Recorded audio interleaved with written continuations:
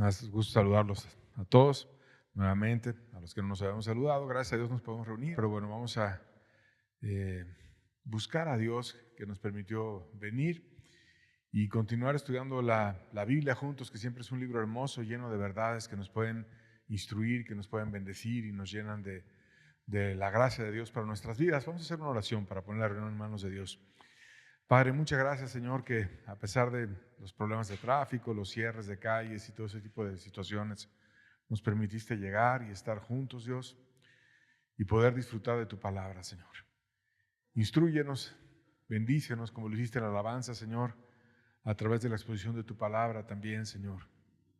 Te amamos, te necesitamos. Amén. Pues seguimos estudiando el libro de Gálatas dentro de las cartas apostólicas que estamos viendo juntos, y hay una verdad que Pablo explica de una manera bastante clara, que es la comparación entre la esclavitud y la libertad. Y hemos titulado este mensaje Los hijos de la esclava y de la libre, porque él toma una alegoría de una historia pasada de la vida de Abraham y explica una gran verdad espiritual que nos puede servir mucho a nosotros. Segunda de Corintios 10, versos 3 y 4, de manera introductoria, dice la Biblia: pues aunque andamos en la carne, no militamos según la carne, porque las armas de nuestra milicia no son carnales, sino poderosas en Dios para la destrucción de fortalezas.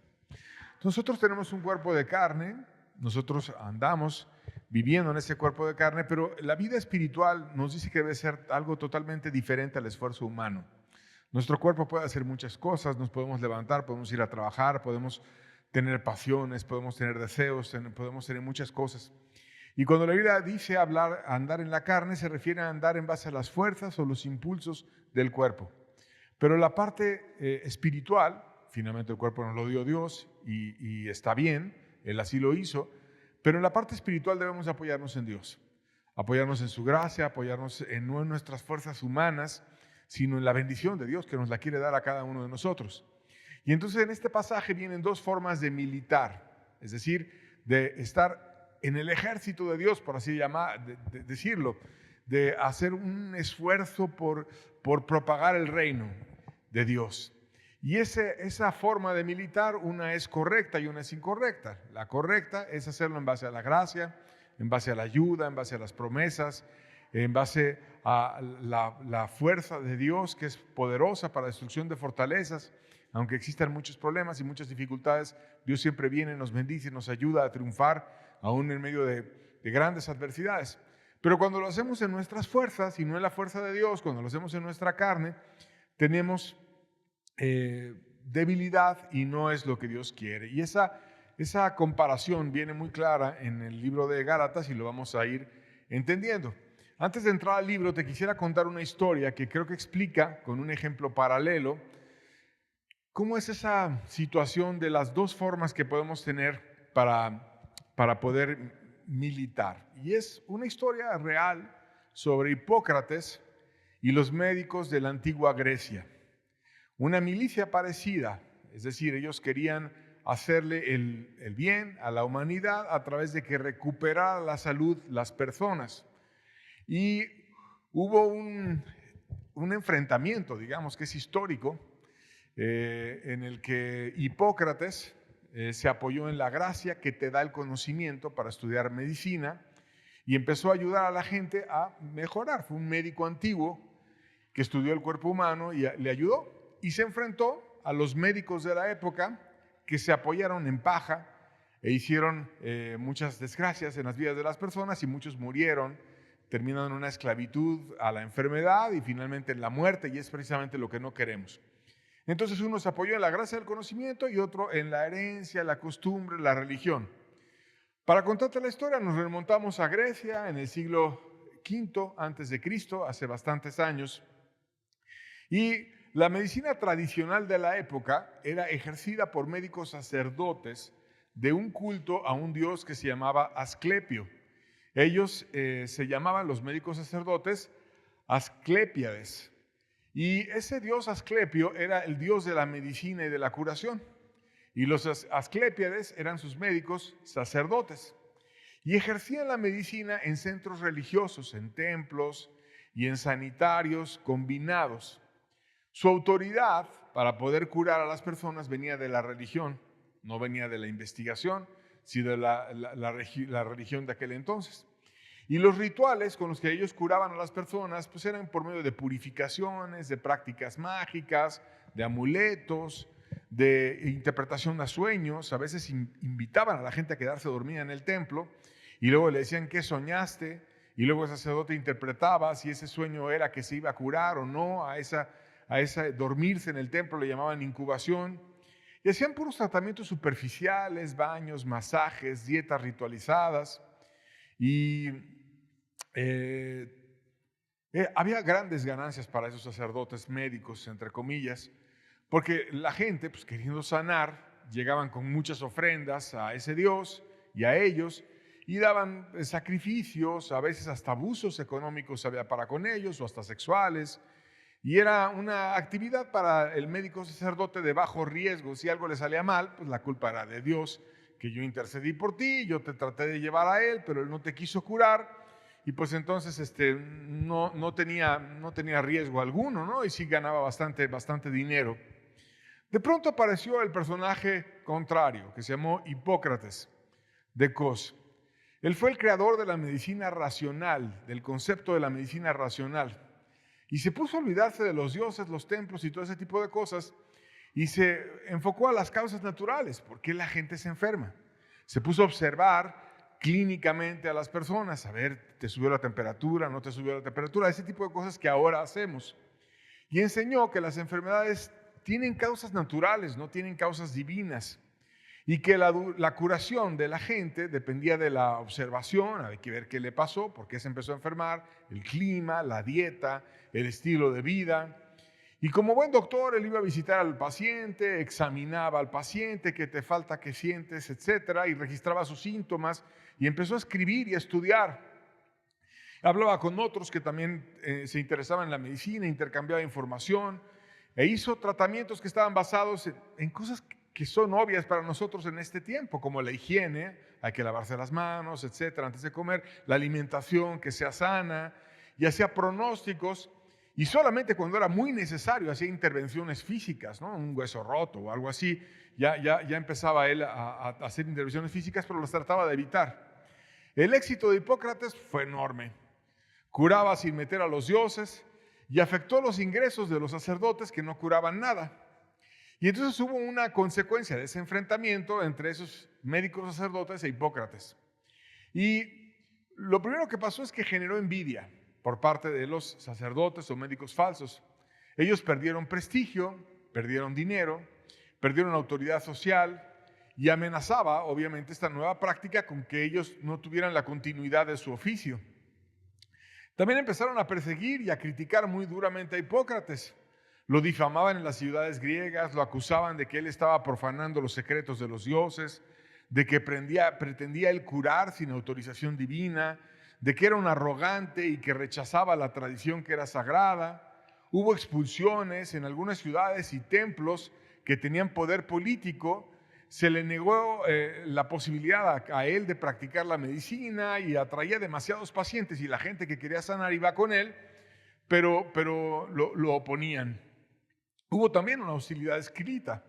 Los rivales escribieron críticas contra sus métodos, lo acusaron de ir en contra de la tradición y de estar prendiendo fuego a la medicina antigua. A pesar de la adversidad, los resultados pues son obvios a lo largo de la historia. Hipócrates ganó reputación internacional, incluso en Persia, en Tesalia, en otras ciudades.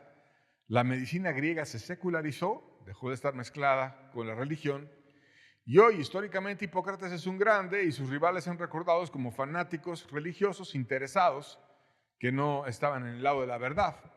Incluso los médicos y la gente que estudia esas áreas tienen un juramento hipocrático que es famoso porque él se desarrolló en esa época mucho de la ética de ver por el paciente.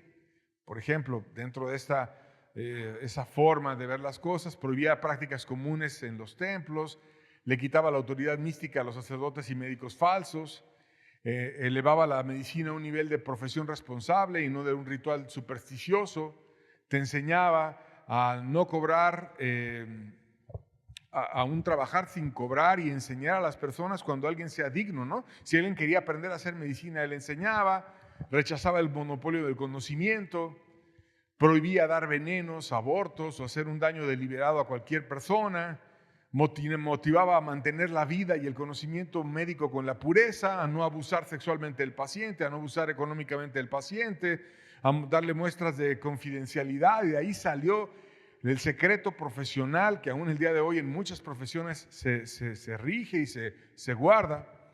Y enseñaba en pocas palabras ese juramento hipocrático que la prioridad absoluta era el bien del paciente.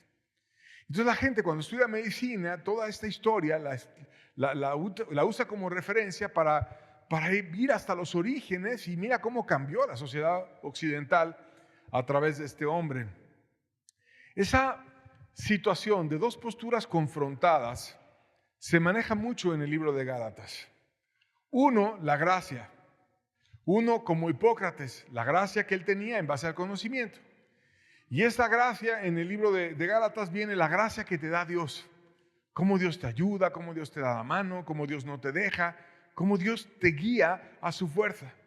Y el otro, que es la esclavitud, basado en la obligación, en el esfuerzo humano, que resulta ser cansada, que resulta ser hartante, fastidiosa, y que muchas veces esa esclavitud, cuando te sientes así en un estado del alma seco, pues terminas sin permanecer, porque dice la Biblia que el esclavo no permanece en la casa para siempre. Y compara esos dos sistemas de una manera muy clara, y la vamos a ir viendo. Vamos a ver cómo Gálatas compara la esclavitud y la gracia. Gálatas 4, versos 21 al 23 dice: decidme los que queréis estar bajo la ley, ¿no habéis oído a la ley? Porque está escrito que Abraham tuvo dos hijos, uno de la esclava y otro de la libre. Pero el de la esclava nació según la carne, mas el de la libre según la promesa. Y aquí vienen descritos los dos tipos de personajes que se incorporaron precisamente a la familia de aquel que es conocido como el padre de la fe, o el primer hombre que históricamente siguió a Dios, dejó su tierra, se fue a otra tierra y se fue confiando en que Dios le daría una herencia espiritual, y que Dios le dijo: te voy a dar un hijo, y estaba enamoradísimo de su esposa y la quería mucho, y aparte de que era riquísimo y había una práctica poligámica en aquel entonces, hace miles de años, en la cultura. Él siempre fue fiel a su esposa, estuvo con ella y demás, y fueron caminando, dejaron su tierra, viajaron muchos kilómetros y llegaron a donde Dios les dijo que llegaran, y terminaron estableciendo lo que el día de hoy sigue siendo la nación de Israel en aquel lugar. Y estamos hablando del inicio espiritual. Él creía en Dios. Dios me va a dar un hijo a pesar de que yo no tenga hijos, y era estéril su mujer. Pero Él me dijo que lo hiciera, y Él me dijo que la tierra que Él me quería dar estaba en aquel lugar, y entonces en esa fe se fue. Pero pasó lo que viene en este pasaje, que también tuvo un hijo de una esclava. Y la Biblia te dice la vida de las personas y no le guarda el nombre a nadie. Te dice las cosas buenas de Abraham, las cosas buenas de su mujer, y también las cosas malas. Y te enseña de las cosas buenas y las malas que ellos vivieron para que nosotros aprendamos. Y Pablo saca esta historia para darnos una verdad espiritual a la cual vamos a llegar mientras sigamos avanzando en la historia. Entonces, él tuvo dos hijos, y uno lo tuvo de una esclava y otro lo tuvo de la mujer libre. Uno era de la promesa, que Dios le dijo: de esa mujer que tú amas yo te voy a dar un hijo. Y el otro fue en la carne, que se desesperó y que empezó a tratar de tener un hijo, porque ya llevaba muchos años, ya había viajado mucho, ya se había empeñado mucho y no llegaba el hijo. Vamos a ver el hijo de la esclava en la historia de Abraham. Por increíble que parezca, el hijo de la esclava fue fomentado por la misma esposa de Abraham, y nos cuesta mucho trabajo en nuestra cultura actual brincar a una práctica inadecuada de la antigüedad, pero bueno, vamos a leerlo y viene en la Biblia. Génesis 16:2 dice: dijo entonces Sarai a Abraham: ya ves que Jehová me ha hecho estéril, te ruego pues que te llegues a mi sierva, quizás tendré hijos de ella. Y atendió a Abraham el ruego de Sarai. Entonces ella misma le dijo: yo te voy a dar a mi sierva, yo te voy a dar a mi esclava, tú ve con ella. ¿Por qué? porque yo soy estéril, pero quiero darte hijos. Y tú no tienes hijos y ya tenía muchas riquezas Abraham y tenía todo un grupo grande, de cientos de personas que iba con él, pero no tenía un heredero. Y entonces ideó un plan de acuerdo a la cultura antigua. ¿Cuál era la cultura? Que el esclavo en una buena familia era visto como una extensión del amo, no era como un empleado, sino era alguien tan cercano al amo, que incluso había prácticas en las cuales el esclavo decía, yo quiero quedarme contigo para siempre, y le ponían un arete y demás, y era como si fuera una extensión. Entonces tu vida y mi vida son como míos, y entonces si tú tienes un hijo de mi esposo, pues que es como si fuera tu esposo, yo le voy a dar a través de ti hijos a mi esposo. Yo sé que nos parece totalmente de cabeza, pero así era la cultura antes. Y eso no era otra cosa más que un concepto del mundo incorporado a la fe y a tratar de forzar en la carne, pues no le puedo dar un hijo a mi esposo, y muchas veces lo hemos intentado y llevamos años y él ora todo el tiempo para que Dios le dé un hijo, como le dijo, y no ha llegado. ¿Cuál fue la razón de todo? Dudó. Y entonces, como dudó, se fue en la carne a tratarlo de hacer. No se apoyó en Dios. Vio las circunstancias, vio que era estéril, vio que no podía dar a luz un hijo, y entonces le ruega a Abraham, ven y llégate a mi esclava o a mi sierva y voy a darte un hijo a través de ella. Y él no le pregunta a Dios, que debió de haber hecho. Y ella tampoco, y entonces van y lo hacen a la manera antigua, una forma pagana de jalar un resultado. Y como te decía, la Biblia nos presenta a los personajes tal cual, las cosas buenas, las cosas malas, y te dice lo que pasó. Finalmente, como fue una solución en la carne para resolver el problema de la infertilidad, le trajo solamente problemas. Génesis 16, versos 4 al 5 dice, y él se llegó a Agar, la cual concibió, y cuando vio que había concebido, miraba con desprecio a su señora. Y entonces Sarai dijo a Abraham, mi afrenta sea sobre ti. Yo te di mi sierva por mujer, y viéndose encinta, me mira con desprecio. Juzgue Jehová entre tú y yo. Y ahora empieza a decir, oye, yo hice algo que parecía bueno, te quería dar un hijo, pero ahora esta sierva que está embarazada me desprecia, no me ama y me siento despreciada. Y juzgue Dios entre tú y yo. Había una crisis matrimonial. Había un problema, como había una confusión, ¿no? Ahora finalmente ella se embaraza, yo no te puedo dar un hijo, ella se envanece, me ve con desprecio. Y siempre que uno empieza a hacer actos no guiados por Dios en su familia o en una decisión importante, te genera confusión, te genera caos. No hay libertad, no hay fuerza, no hay bendición, lo hiciste en la carne, sale mal. Y Dios trató de hacer que hubiera una buena relación entre ambas. E intervino para buscar arreglar esa situación en la familia de Abraham. Génesis 16, versos 9 al 12. Y le dijo el ángel de Jehová, porque ella salió huyendo, porque estaba la sierva y está en rebeldía, y Dios le aparece. El ángel de Jehová es una forma en la que Cristo se presenta en el Antiguo Testamento. Dice, y le dijo el ángel quiere decir enviado, entonces Cristo es el enviado de Dios, que fue enviado hasta para venir a morir por nosotros en la cruz. Y el ángel de Jehová le dijo, vuélvete a tu señora y ponte sumisa bajo su mano. Le dijo también el ángel de Jehová, multiplicaré tanto tu descendencia que no podrá ser contada a causa de la multitud.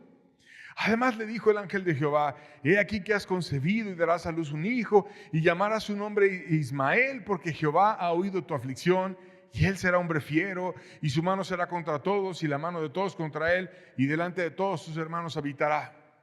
Dios trató de hacer que ellos no se pelearan y que ellas regresaran y que se uniera a la familia y que hubiera un respeto por la autoridad. Ya no la estás humillando, ponte sumisa bajo su mano, sé humilde, no seas una persona arrogante que la estés despreciando porque ella no tenga la fertilidad que tú tuviste. Y mira que yo también te amo a ti y a ese niño también le voy a dar promesa y también lo voy a hacer fuerte y también lo voy a bendecir. Y yo sé de la concepción que tú tienes, hasta tengo un nombre para ese hijo, se va a llamar Ismael. Y yo oí tu aflicción, yo vi que estabas afligida, yo te voy a bendecir, te voy a ayudar y te voy a describir hasta cómo va a ser tu hijo. Y se lo empieza a escribir y cosas que solamente Dios podía hacer. Y Dios quiere bendecir a cualquier persona que está en esclavitud. Dios quiere dar su gracia, Dios quiere dar su mano, Dios quiere ayudar, Dios quiere tender su mano para poder estar ahí. Y eso hizo, la regresa a su casa, la bendice, le da una visitación. Ella se quedó tan impresionada que hasta nos deja en la Biblia la revelación que tuvo de Dios. Génesis 16, versos 13 al 14, la primera parte del 14 dice: y entonces llamó el nombre de Jehová que con ella hablaba, tú eres Dios que ve. Porque dijo, ¿no he visto también aquí al que me ve? Por lo tanto llamó al pozo, pozo del viviente que me ve. Así le llamó a Dios. Dios no se había revelado con su nombre claro ante ella, sino se apareció como alguien, el ángel de Jehová, etc. Y le dice, no, tú eres Dios. Y él no lo negó, por eso sabemos que era Cristo. Y tú eres un Dios que ve. O sea, yo entendí algo de ti, tú ves. Tú viste mi aflicción, tú me viste cuando yo tenía sed, tú me diste agua de este pozo, tú me consolaste, tú me diste sabiduría, yo no sabía cómo hacerle, tú me enseñaste qué camino debía de hacer, tengo que regresar en humildad a la familia. Y debo de respetar a Sara y no estarla humillando porque ella es estéril. Debo de actuar en esa forma. Entonces tú conoces todo, tú conociste mi aflicción, tú conociste mi corazón, tú lo sabes todo, tú eres el viviente que me ve. Fue la revelación que tuvo de Dios, tú vives. Tú me ves. Y ese Dios que no cambia, que dice la Biblia que en Él no hay mudanza ni sombra de variación, que bendijo a esa mujer, es el mismo que está aquí hoy. El que ve también tus aflicciones y las mías. El que ve tus problemas y tus angustias. El que sabe qué hay y qué no hay dentro de ti y que te quiere bendecir y que te quiere ayudar. Y que si tú le pones tu sed, si tú le pones tu hambre espiritual, si tú le pones tu necesidad, Él viene y te tiende la mano y te ayuda. Y te puede demostrar que Él es el viviente que te ve.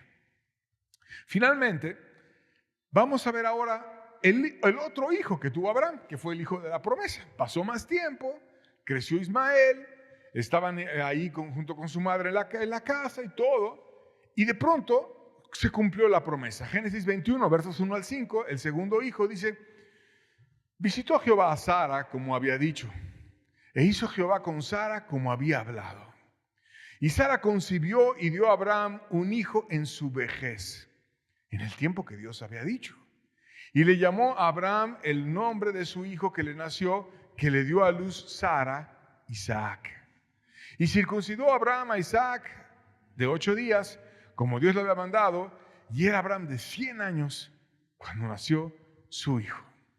Pasó lo imposible. Dios no se puede negar a sí mismo. Dice la Biblia que aun si nosotros fuéramos infieles, Él permanece fiel. Porque Él no se puede negar a sí mismo y porque Dios nunca te va a traicionar. Y si Dios le dijo a Abraham, vas a tener un hijo, aunque no tenía fuerzas, aunque ya no tenía una mujer, ya no menstruaba, porque incluso la Biblia dice que ella ya había perdido la costumbre de las mujeres y es normal, tenía 90 años, imagínate, ya era una mujer, una anciana. Y Abraham era un anciano. ¿Cómo está un hombre de 100 años y una mujer de 90 años? Creo que todos los que estamos aquí presentes tenemos menos que esa edad. Pues esos dos ancianos que dejaron su tierra y su parentela y se fueron al lugar donde Dios les dijo y creyeron que Dios les iba a dar un hijo, Dios los rejuvenece. Dios hace un milagro en ellos. Y Dios le da fuerzas a esa mujer anciana que tuvo que haber venido forzosamente un milagro en su cuerpo para poder parir y después crecer a su hijo. Y también Abraham, que además vivió muchos años más que eso. Dios rejuvenece a dos ancianos y les da fuerza y vida cuando ya humanamente no hay vida y cuando todo parece imposible. Y entonces de repente pasa un milagro. Y el milagro era este: Dios cumplió la promesa. Esos ancianos no eran un par de locos que dijeron que Dios les habló. No, verdaderamente Dios les habló. Y Dios los cambió. Y Dios los bendijo y los hizo padres en algo que es totalmente antinatural, porque nadie de 100 años tiene hijos. Y Dios lo hizo con ellos. Y entonces todo el mundo volteaba a ver al hijo y decían, qué barbaridad, qué hermoso. Una promesa. Su hijo era una promesa. Era el decir, Dios cumplió. Y nació Isaac, que era el hijo de la promesa. Contra toda esperanza, contra todo pronóstico humano, cuando todo el mundo, quizás por respeto, ya no le decía nada, ya Abraham, ya esto ya es imposible, ya, pues Dios no, Dios es aquel Dios que lo imposible lo hace posible. Y lo hizo posible y lo trajo. Y entonces sus trabajadores, Lot, que era su familiar, al ver al milagro ahí que iban con él, estaban todos gozándose de que había nacido el hijo de la promesa y que Dios había contestado aquella promesa.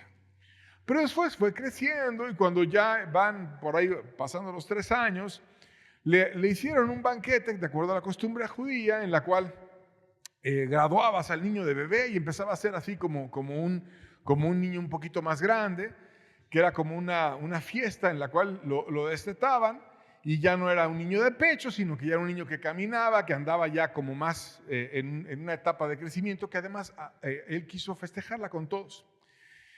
Génesis 21, versos 8 al 9 nos narra el conflicto que se dio. Dice, y creció el niño y fue destetado, e hizo Abraham un gran banquete el día que fue destetado Isaac. Estaba contento, que Dios lo bendijo, hizo un gran banquete.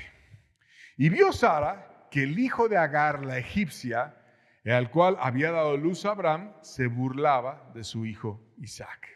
Y aquí empieza la rivalidad entre Ismael, que era más grande, que ya había nacido hace años, y que ahora había ido al banquete como todos. El hijo de la esclava burlándose del hijo de la libre. Un festejo de 3 años. Un niño de 3 años, pues ¿quién se pone a criticar a un niño de 3 años?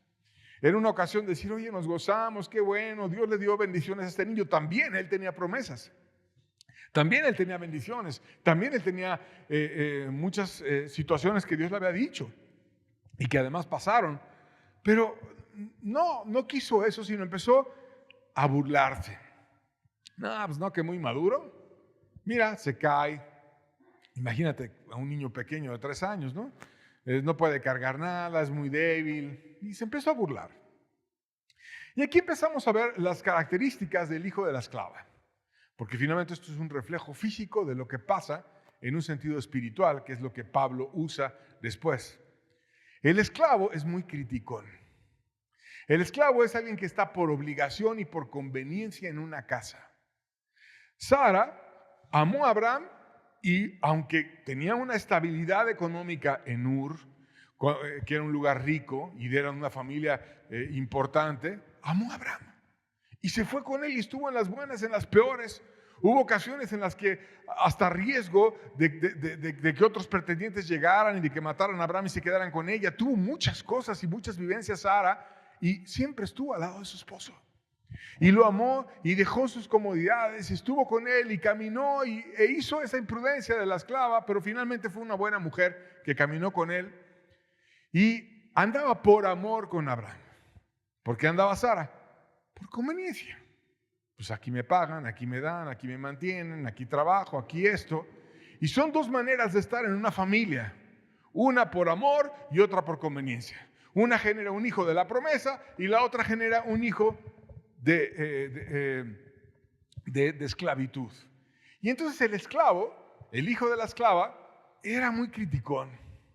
Y eso en un sentido espiritual también pasa. Cuando la gente está en la iglesia o cuando la gente viene a oír a Dios y no para rendirse en humildad a Dios, no para caminar con Dios en decir mi corazón es tuyo, me voy a ir a buscar la promesa. ¿Cuál promesa? Pues que de tal manera amó Dios al mundo, el Padre ama tanto al mundo, que dio a su Hijo unigénito para que todo aquel que en él cree no se pierda, mas tenga vida eterna. Me voy a apoyar en que Él vino y el que viene a mí no le echo fuera. Y si yo voy a Él con mis pecados y con mis cargas y me rindo a Él, no me va a echar fuera, me va a ayudar, me va a cambiar, me va a redimir, me va a hacer otro. Dios está lleno de promesas que puede lavar tu alma, que se va a sentar, que va a refinar, que te va a ayudar, que te va a dar fruto, que separados de Él nada podemos hacer, pero que si nos unimos a Él podemos ser como uvas pegadas a la vid y tener abundantemente fruto, que puede bendecir a nuestros hijos y a los hijos de nuestros hijos y que nos puede dar muchísima, muchísima gracia. La Biblia está llena de promesas, pero ¿de dónde viene toda esa gracia? De Dios. Pero cuando queremos andar en esclavitud, la quieres conquistar por tus fuerzas, la quieres conquistar por tu propio orgullo. Yo estoy aquí en la iglesia, pero yo sé. Y empieza a ver como una frustración de decir, si venimos, nos sentamos, estamos iguales, pero uno está en humildad y otro no. Entonces el hijo de la esclava es muy criticón. Nada más viene a ver, mira esto, mira lo otro, mira acá. ¿Por qué? Porque está soberbio. Y es imposible que le pase que él está mal en algo. Porque está soberbio. Porque no se humilla. Y porque da gracia a Dios al humilde. Y el hijo de la esclava es criticón. Ahí tienes a gente que no está de una manera adecuada. Y eso pasa y tenemos que estar conscientes de ellos. Finalmente, ese Ismael se terminó separando porque tuvieron tantos problemas familiares que terminó yéndose con su madre. Lo casó en Egipto y vino la herencia de ese sentimiento que tenía él hacia abajo. Los descendientes suyos hicieron tribus en la península arábiga, en Arabia Saudita, en Qatar, en Emiratos Árabes Unidos, en Kuwait, en Bahrein, en Omán. Y todos estos países tienen tradiciones históricas en las que reconocen que vienen de Ismael. Y además hubo obviamente muchas mezclas a lo largo de la historia. Años después vino de ahí Mahoma, que dijo que las tierras las proclamó, aquellas tierras para el Islam.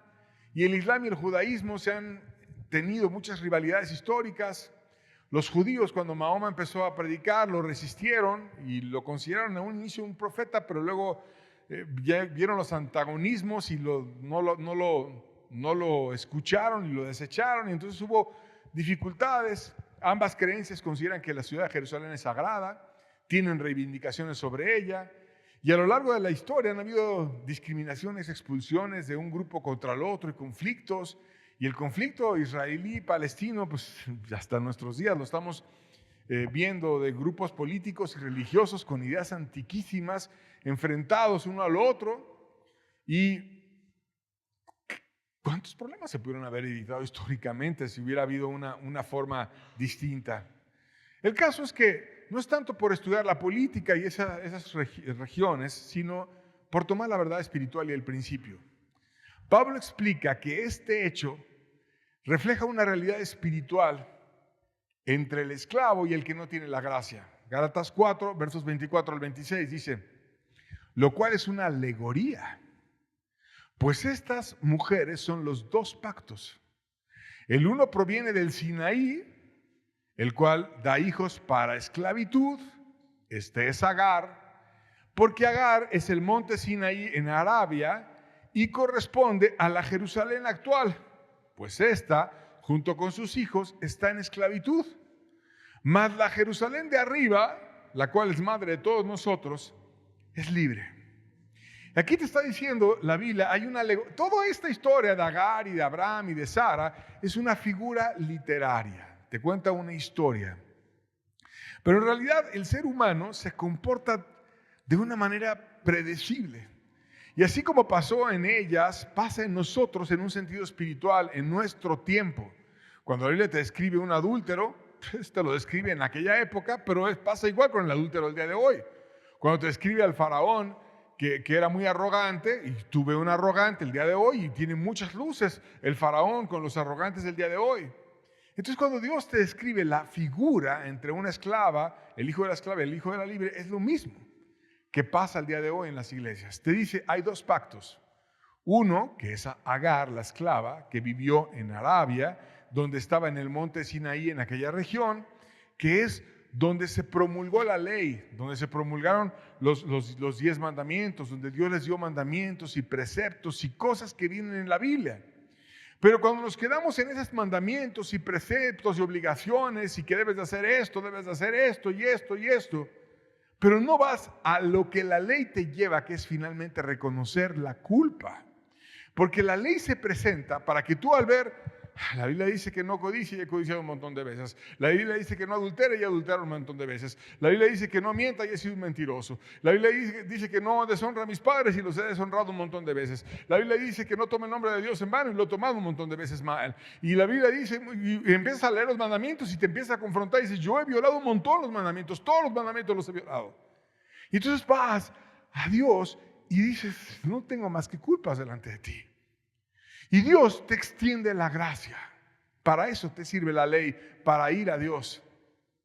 Pero ¿qué pasa cuando no hay la humildad? Cuando hay un hacer las cosas en la carne. Entonces en la carne tengo que obedecer. En la carne me voy a portar bien. En la carne no voy a codiciar. En la carne no me voy a emborrachar. En la carne no voy a hacer esto, no voy a hacer lo otro, etc. Y te cuesta trabajo porque lo estás haciendo solo. Y te quedas esclavo. Quieres emborracharte, pero no puedes, porque la ley te condena. Quieres adulterar, pero la ley te dice que el adúltero está mal y te sientes mal. Entonces tienes un corazón dividido donde deseas el pecado y la ley no te nutre, ni te alimenta, ni te ayuda y te quedas frustrado, sin vida. Esa es la Jerusalén actual. En la época de Pablo es lo que él decía. Pero la Jerusalén de arriba, ¿cuál es la Jerusalén de arriba?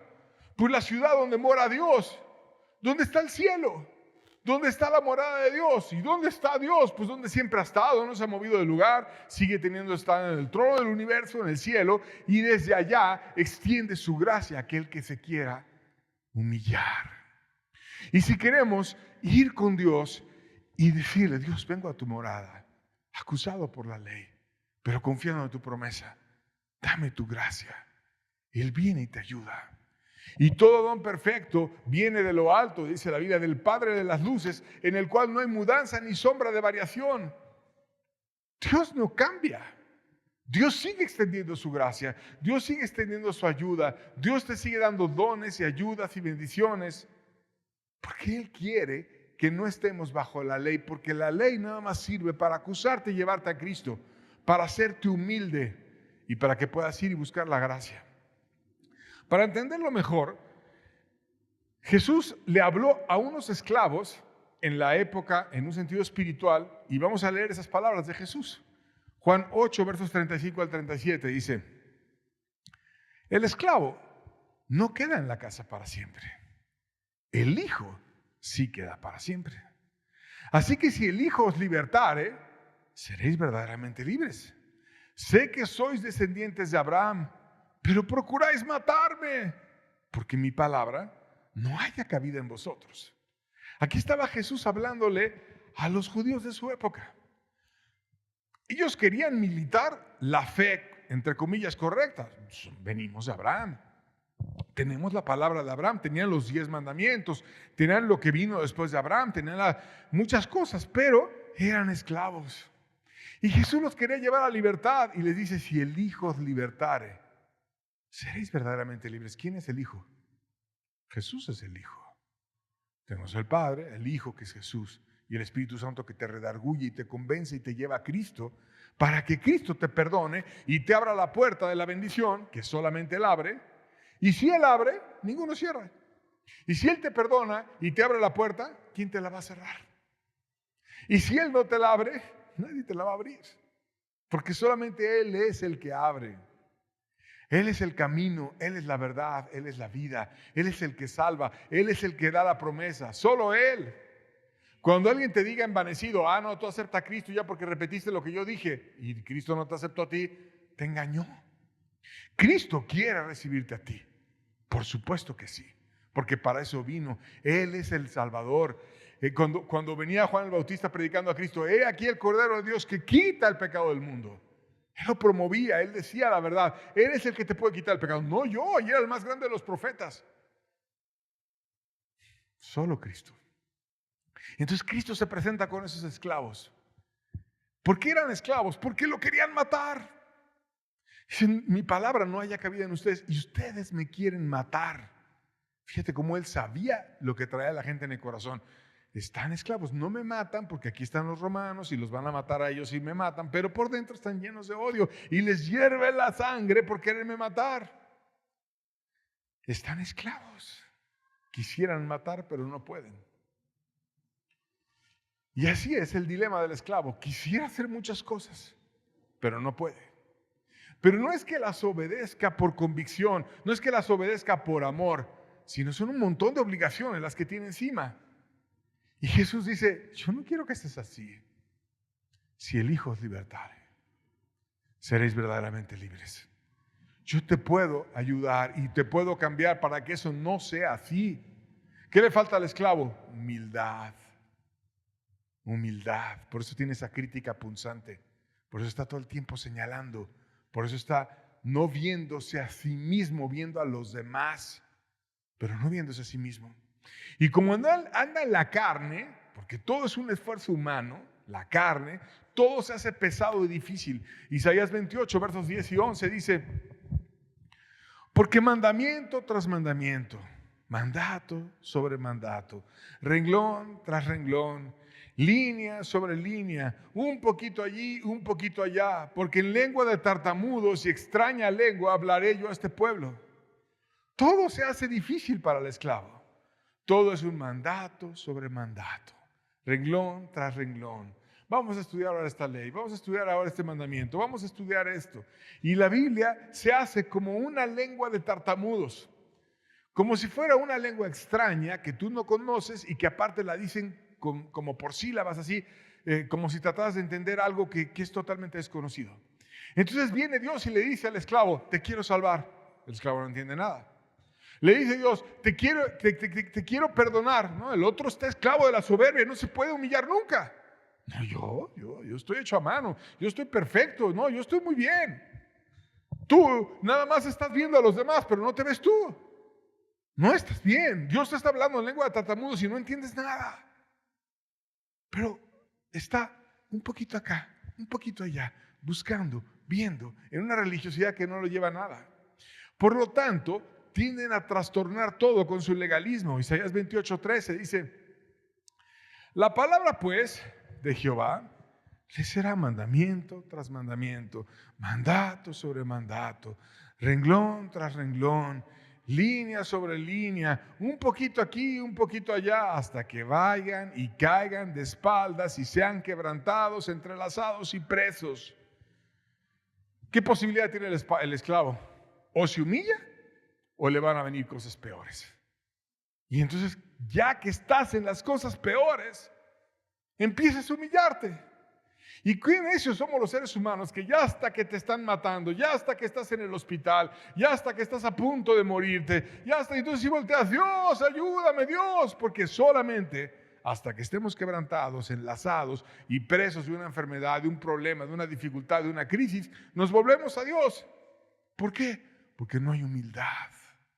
El gran pecado del esclavo es la soberbia, la contención, la crítica, la envidia, puros pecados internos, porque externamente sí, no fornican, a lo mejor no se drogan, no se emborrachan, no hacen cosas externas escandalosas, pero como el corazón no fue redimido, no fue libertado, si el Hijo te liberta, vas a ser verdaderamente libre. Entonces ya no vas a necesitar ir y consumir y pecar en esta otra área y acá, porque no, tu alma está saciada. Y eso que el vino no te puede dar, Dios te lo puede dar. Y eso que la fiesta, a lo mejor desenfrenada, me refiero, porque no tiene nada de malo una fiesta ordenada, pero no sé, una orgía, un adulterio, esos placeres, Dios tiene mucho más para ti. Y te puede bendecir y te puede ayudar. Y no caer en esto. Vamos a ver un ejemplo de la gracia. Lucas 23, versos 42 al 43. Jesús en la cruz. Jesús partiendo, con dos ladrones al lado, y uno voltea a la gracia y de una manera simple la pide. Y dijo a Jesús: acuérdate de mí cuando vengas en tu reino. Y entonces Jesús le dijo: de cierto te digo que hoy estarás conmigo en el paraíso. Ese ladrón supo ir al grano. Ese ladrón supo pedir la gracia. Ese ladrón estaba arrepentido porque se puso a exhortar al otro ladrón y decirle: tú y yo estamos aquí colgados por nuestras culpas, pero él no hizo nada. Y hasta donde pudo hizo el bien al ladrón que tenía al lado. Y después voltea a Jesús y le pide la gracia: acuérdate de mí cuando estés en tu reino. Una gracia que a lo mejor veía lejana, si algún día cuando muramos tú estás en tu reino, tú voltea y acuérdate de mí. Ya no estaba agarrándose de nada, estaba agarrándose de Jesús. Era un perdedor, lo tomaron preso, lo pillaron, le salieron mal las cosas, cayó en una miseria irreparable, pero no era religioso, grandemente religioso, no era discípulo, no era fariseo, no era una persona que opusiera, no era una persona necesariamente esclava, era una persona mundana, esclava a los pecados del robo, pero no es esclava a los pecados de la religión, que a veces son los peores de dejar. Porque te viene la soberbia y no reconoces nada y te haces durísimo. Y ese ladrón reconoció todo y de una manera sencilla voltea y le dice: acuérdate de mí. Y ese Salvador, con todo respeto, en el punto más bajo desde la perspectiva humana de su presencia en la tierra, con su gloria menguada porque tenía una corona de espinas, que había sido herido y apaleado, que todo el mundo se burlaba de él, que le escupían, que lo insultaron, que estaba golpeado, sangrado, asfixiándose y sufriendo un tormento espantoso, pero que es un amante de las almas. Y que cuando ve a una persona que voltea y le pide gracia a él quiere dar la gracia. Y ¿cuánto le costó a Jesús decir esas palabras desde una cruz que se invierte en la forma en la que respiramos, que te cuesta trabajo estar ahí colgado y para tomar aire, apoyándote en los clavos, llenar los pulmones y decirle: hoy estarás conmigo en el paraíso? Pero Él no niega la gracia al que se la pide, al que se la pide humilde, al que no se envanece, al que no quiere andar en una religiosidad punzante y ahí criticona y envidiosa como hacen los hijos de la esclava. Entender que Cristo es el fin es muy importante. Incluso los mandamientos, de nuevo lo voy a enfatizar, son solo para llevarnos a esa revelación de Cristo. Salmo 119, 45, desde la antigüedad, dice: y andaré en libertad, el salmista, porque busqué tus mandamientos. Entonces los mandamientos de Dios bien llevados no es para que sea un poquito aquí, un poquito allá, y ahora que esta minucia, y a ver en qué voy a andar criticando a esto. No. Es para entender que me llevan a Cristo y voy a andar en libertad. Entonces puedo vivir esa libertad y puedo disfrutar de Cristo que me da esa libertad. Y este es un mensaje importante, porque si tú estás en esclavitud, Dios te quiere libertad, te quiere ayudar. No te va a servir de nada andar viendo la ley 1000 veces y un poquito aquí y un poquito allá y estar ahí todo atorado. Y si tú encontraste esa libertad, defiéndela, porque Dios te la da. Y porque la libertad es también para defenderse y para vivirla y disfrutarla, no en un libertinaje obviamente, pero sí en una libertad que Dios te la dio y te libera el alma y de verdad pasa un milagro. Te cambian las atracciones, Dios te da un consuelo en tu alma, te ayuda, te da sabiduría, te enseña el camino, pero ya no es un poquito aquí, un poquito allá, sino es una bendición muy grande. Y por otro lado, que aprendamos a que no te dejes hostigar por el hijo de la esclava, porque eso que pasó va a seguir pasando. Y si no se quieren entregar, y si no quieren caminar con Dios, van a estar igual que Ismael, juzgando y viendo, espiando la libertad y viendo de qué manera hostigar. No te dejes. El hijo de la esclava persigue al de la libre. Tú busca la libertad. No estés pretendiendo que la gente, vivir para la gente que si no quiere vivir para Cristo no va a tener llenadera. Vivamos para Dios. Él nos quiere llevar a esa libertad y quiere que la disfrutemos y que andemos con Él.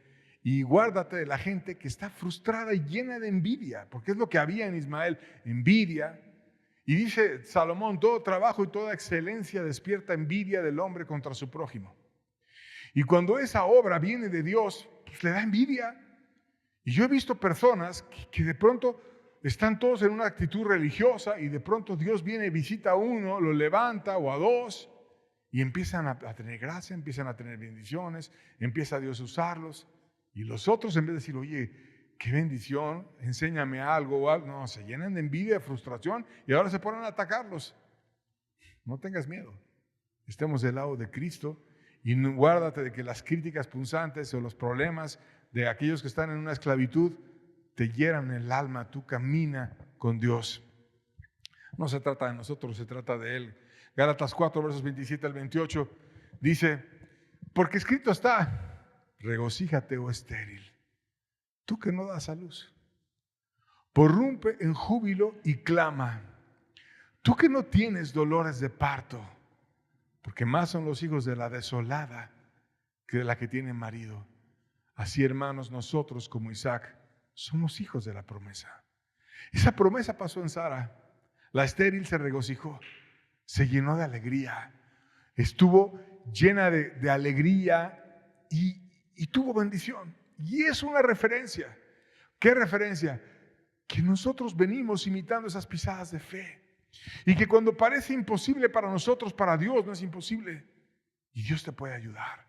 Y Dios te puede bendecir. Y si a lo mejor te sientes desolada, sin posibilidad, te sientes sin salida, más son los hijos de la desolada. Dios puede hacer que lluevan las promesas abundantemente en tu vida. ¿Qué tienes que hacer? Apoyarte en Él. Y no apoyarte en la carne, en mis fuerzas, en lo que tengo que hacer, en esto, sino apoyarte en Dios, que te ama, que te puede cambiar y que quiere darte lo mejor para ti. Entonces, aprendamos a vivir en la promesa. Vayamos a Dios y guardémonos de andar en esclavitud. ¿Amén? Ok. Dios les bendiga. Nos vemos el próximo domingo. Estamos despedidos.